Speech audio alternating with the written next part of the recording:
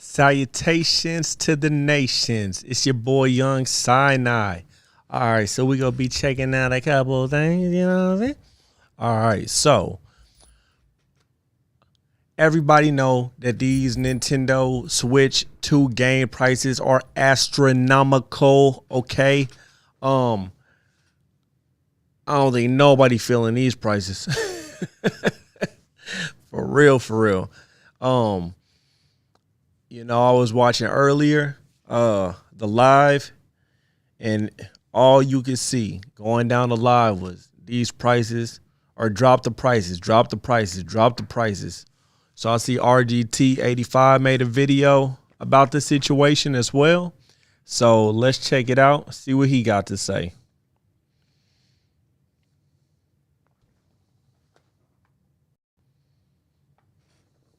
Whoa, whoa, whoa. Got very close to his beard there. Okay, let's go ahead and check this out. So yesterday was, of course, Nintendo's big day with the Nintendo Switch 2 unveiling. We saw system features, games, all sorts of fun stuff. Of course, not everyone is going to like every single thing, but overall, I thoroughly enjoyed this presentation. I was very pleased with the way that the games look, how the games will perform. Yeah, I was very excited about everything. Everything looked on point until speculation started coming out about the prices for the games. Then everything was like, wow, that really kind of changes things in terms of what the Switch 2 is capable of, and I think the additional system features are very nice. Yes, the system is a bit pricey at $449 or $499 with Mario Kart World attached to it, but I feel like with the specs that you're getting, especially when you compare it to something like the handheld mini PCs that are on the marketplace, I think the system is right in line with what it should cost, maybe even a bit on the lower end of the spectrum, especially when you consider comparing it to something like a ROG Ally X or something like that, which could cost nearly double the price of a Switch 2. Of course, though, there was lots of conversation that we ended up talking about in another video yesterday on the channel around the price of Mario Kart World. Lots of misinformation was floating around because, I mean, it's the internet, but I don't think Nintendo really understood the size and scope of people that were going to have a problem with Mario Kart World being an $80 game until the Treehouse presentation today. Nintendo did an in-depth look at games such as the aforementioned Mario Kart World, Metroid Prime 4, Donkey Kong Bonanza, and honestly, these games all look great. These games all look very... But do they look $80 to $90 great? That's the question we gotta ask, because when you just see it with no price, you're like, oh yeah, this look good. But when you got that $80 microscope that you put in everything under, now we gotta see, is this worth $80? Advanced, they all have very impressive visuals and effects going on and lighting effects going on.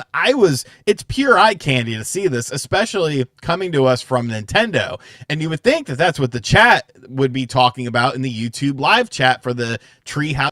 Chat was going nuts. I'm not exaggerating. If you saw it, you know, chat was going crazy. I probably saw everybody saying drop the price, and it will be like 1 out of 100 people who would say something different. House presentation, everyone would be talking about, oh, these games look so cool, these games look so awesome, but no, nobody's talking about that. Instead, they're talking about the price of Nintendo Switch 2 games on a case-by-case basis, and Nintendo's... Lucky, when you edit this, I want you to put the file of that I screen recorded showing all of the people who were saying drop the price, drop the price, drop the price, so that people can really understand how people are not rocking with this price. Switch 1 upgraded versions on the Nintendo Switch 2 as well, because there's lots of confusion. There's lots of commotion about this. Prices seem to be all over the place. So I kind of want to talk about what is going on with this, clear up some misconceptions that are floating around out there as well, and try to come to some sort of, understanding of why this is happening. So Mario Kart World was reported as being $80 digital, $90 physical. And while in some regions that is the case, if you live in the United States, that is not the case. And, shout outs to other countries out there and stuff like that. I like you guys. You guys are cool. I live in the United States, so I'm only focusing on prices here, prices that will impact me. So no, there is no $90 physical edition of the game. The digital cost of the game is $80 and the physical cost of the game is $80. People also like to point to tariffs potentially raising the price. $80 is still a lot for a game. I mean, it's $10 less than 90, but $80 is still a lot. I thought he was going to drop a gem or like drop a bomb. I thought he was to say, no, it's actually $60. I was like, oh, okay. Or it's actually $70. I was like, oh, okay. But no, I mean, $80 is still expensive. Of these games. And once again, I think that's a false equivalency. I'm not an economic expert, and I do understand that tariffs are rapidly changing in the United States, but when you see Donkey Kong Bonanza, you know what I think? You know what this reminds me of? Y'all know Pokimane? When she had her cookies and she was like, if you're a broke boy, just say you're a broke boy. I feel like that's how Nintendo's treating its fans. Like, look, if you're broke, just say you're broke. You can't afford the game. I'm broke.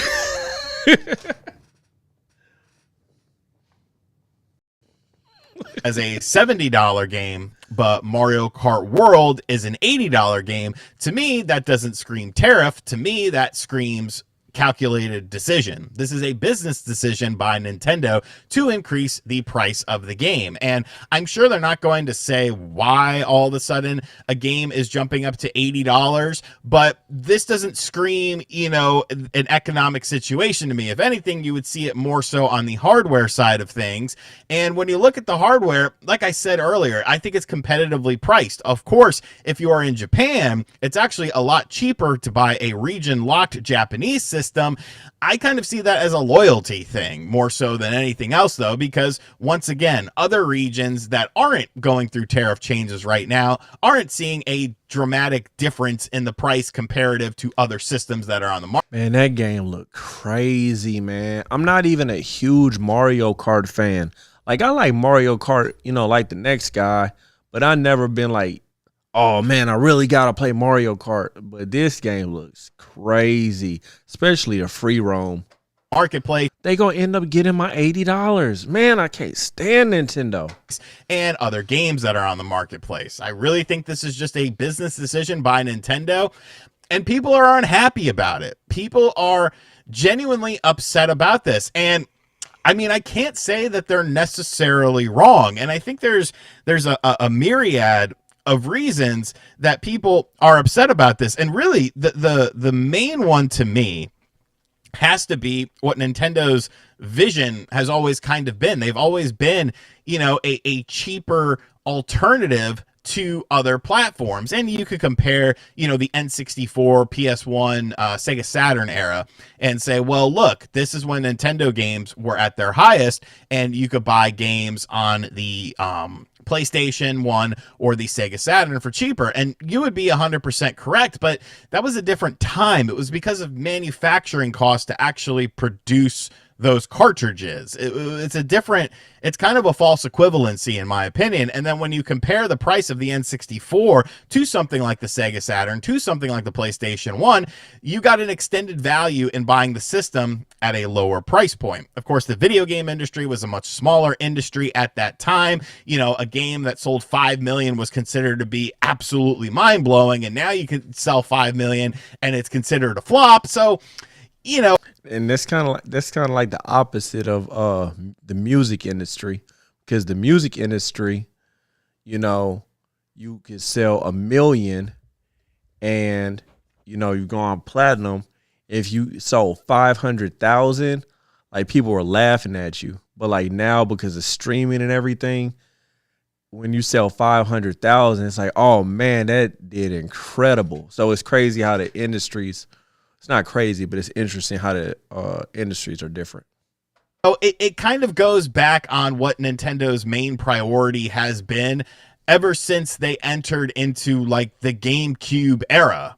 You know, cheaper games, cheaper systems, you know, being the value budgeted customer option for people. And to see them being the one to take the leap to an $80 standard edition of a game is very jarring. You know, I think a lot of people are starting. And you know something else that I just thought about? Because as I've been thinking about the Switch too, I've just been thinking about buying it for myself. But there's people who have kids. I have kids too. But there's people who are going to be buying this for their kids, right? And it's already expensive having a kid. And it's people out there who are single parents who have kids. And their kid is going to want this, okay? And to not be able to, this is kind of like the point that, I just did a interview with Valentine, and but he was kind of making this point too. But it's going to be people who want to play these games, kids who want to play these games, and want to share those experiences with people at school, and then they're not going to have it because it is freaking expensive. It is expensive, and Nintendo specifically is a company that caters towards kids. So it's just putting people in a real bind because times are already hard. Like people are trying to figure out how they're going to get eggs. Like somebody in the comments, when I was looking at it, they were like, we're trying to figure out how we're going to live. And you're charging $80 for a game, $90 for a game, allegedly. So yeah, there's just starting to make equivalencies to, you know, the 3DS with this, where when the 3DS came out, prices were high on things, and Nintendo was forced to kind of pivot, do the ambassadors program with this, and so on and so forth to kind of recorrect history. And I mean, that's a thing to consider as well. But it's just weird to me to see how all over the place the prices of things already are. You know, Mario Kart World is a game that is $80. But Donkey Kong Country or Donkey Kong Bonanza is a $70 game. And these are both first-party games. And then you have a game such as Street Fighter 6 that's a $60 game. And yes, that is a third-party game, but still, like, why is that $60? And then you have a game like Cyberpunk 2077, which is $70, but Cyberpunk is all on the 64 gigabyte cartridge. So obviously that's going to cost a little bit more to manufacture than versus something like Street Fighter, which yeah, these prices are all over the place. Like it's just like they just had a dartboard and we're just throwing darts at what they were going to charge, what price they were going to charge for different games. Is $60, but you have to download most of the game onto the system because the card is just sort of the digital card. The mixed messaging for a lot of this stuff, I think, is going to be a little bit problematic. You and I understand it. You know, you're an educator. No, I don't understand it.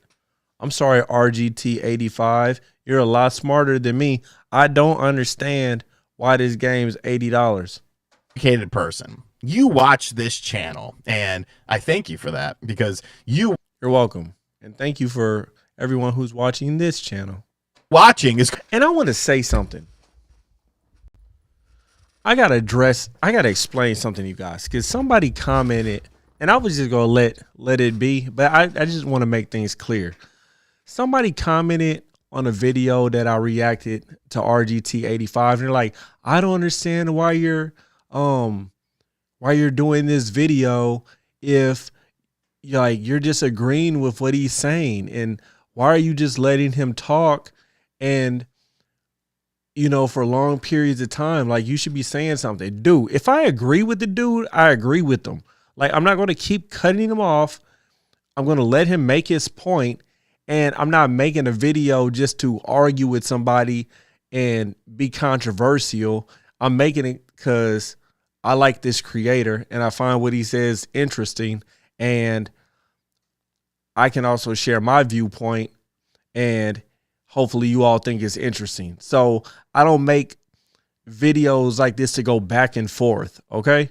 So I just want to make that clear and clear it up for those who don't understand reaction videos in 2025. Going to help me afford all this crap. But you watch this channel, so you kind of understand the general consumer. I don't know how they're going to, because we haven't even really hit the general consumer. The people that are talking and writing articles and talking about this in YouTube chats and on social media, they're not really the general consumer. The general consumer is the person that doesn't really use social media, isn't on the internet all the time, isn't watching YouTube all the time, is the parent or the person that's going to walk into a store, see a new Nintendo system and see an $80 game and be like, well, what the hell is that? When did games become $80? Now, of course, you could go into the whole inflation situation and stuff. Well, games should cost more. And people will seem to die on that hill. I think that's a conversation for another day because, once again, it's a false equivalency, and I just don't see it because of the size and scope of the video game industry, the ways that distribution has changed as well, the amount of copies games sell versus how they would sell back then, which I already mentioned with a game, selling 5 million copies. But it's a hard pill to swallow. And initially, the Switch 2 is going to sell out. The games are going to sell out. It's going to go like hotcakes. I'm more interested in 6 months from the release of the system. Is that game still going to be $80 as Mario Kart World? And then you have the whole thing with the upgrade. I feel like, yeah, because Nintendo doesn't really drop the prices of their games for real. Games. That's a whole nother confusing thing in and of itself, because if you have I don't think so. If I'm wrong, correct me. The expansion pack, you get some upgraded games for free that are just visual upgrades. But if it adds story content, like they're selling Kirby the Forgotten Land for $80 because of the fact that the base game is $60 on the Nintendo Switch and they're charging $20 for the upgrade that includes additional story content. I don't know, man. I don't know.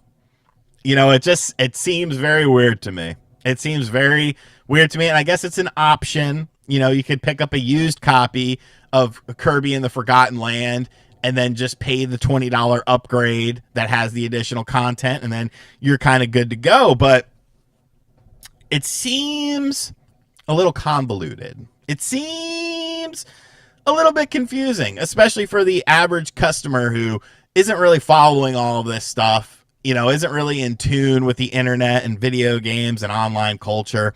And I'm very interested to see how this pans out. I'm not going to tell you to buy a game or buy a system if you don't want to buy it. Obviously, I'm going to buy it because of my job. And I'm going to buy all the games because of my job, because I need to show you guys how the games look, how the games perform. And luckily, with your views, you have put me in a position to be able to comfortably be able to afford all this stuff. But all right. Yep. So that's he pretty much made, his point, in my opinion. So let's go ahead and check out something else I got for you guys. Let's see.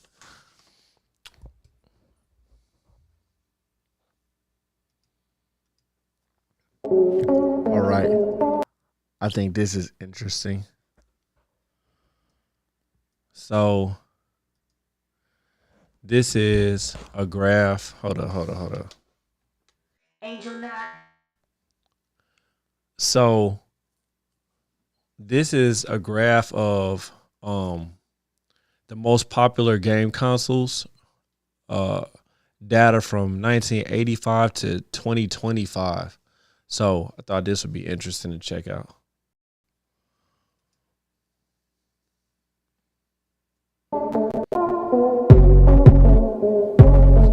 Game and Watch.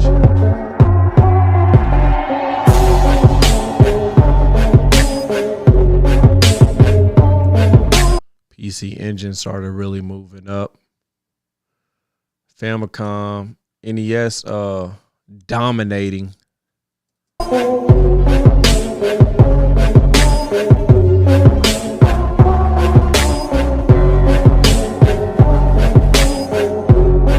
I'm covering the year. My bad.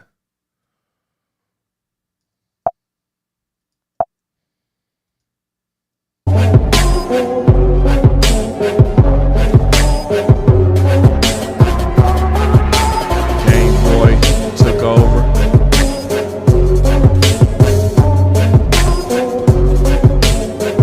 Game Boy. Dad, Game Boy was holding it down for years while the Super Nintendo was out, but the Game Boy was still smashing. It's probably because it had, such a low price, a low barrier of entry. And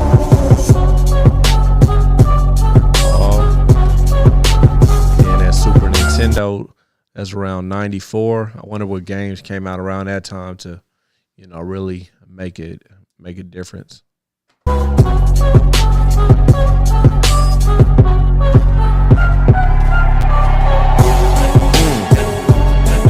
Wow. PlayStation came in and dwarfed everybody.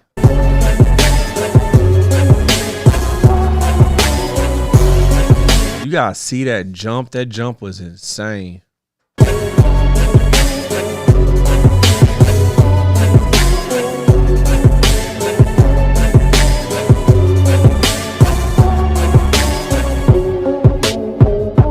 It's interesting how Nintendo's handhelds typically like be outselling the actual console itself. It's got to be because of the price. Dang. So Sony had it on lock on first and second place.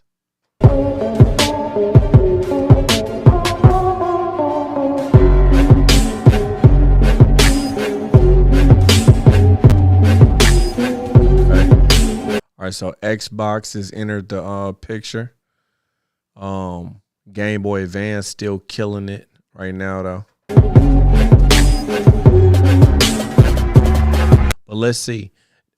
Nintendo has 1, 2, 3, 4 slots on here. 2 of them are their handheld. Well, no, 3 of them are their handhelds. And PlayStation got 2 slots.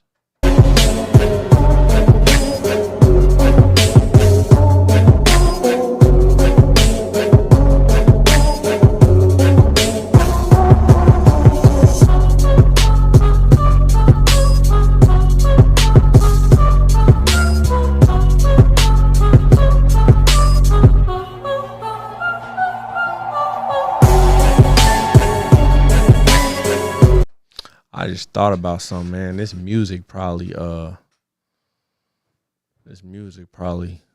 give me copyright strike. I'm gonna go ahead and hop off here. I have a headache. I appreciate you tuning in. Thank you. I don't know why people on Twitch don't be talking, or I just can't see the comments for some reason, but I appreciate you rocking with me, checking it out. But yeah. You have a great night. God bless and salutations to the nations. Peace.